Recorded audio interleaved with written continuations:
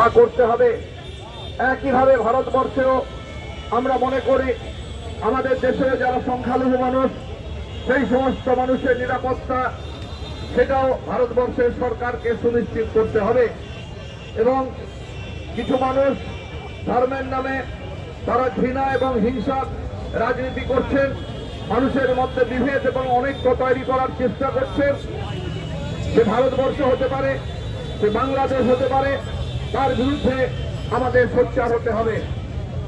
আমরা আর কিছুক্ষণের মধ্যে 10 মিনিট আমাদের মধ্যবিত্ত কর্মচারী সংগঠন তারা অনুরোধ করেছেন, যারা ডালহাউসিতে বিভিন্ন অফিসে চাকরি করেন, রাজ্য সরকারি কর্মচারী, কেন্দ্র সরকারি কর্মচারী, সংগঠন বা ব্যাংক, বিমা, অন্যান্য সৌদাগরি দপ্তরে, তারা একটু বলেছেন যে তাদের অফিস থেকে বেরিয়ে এখানে আসতে হবে।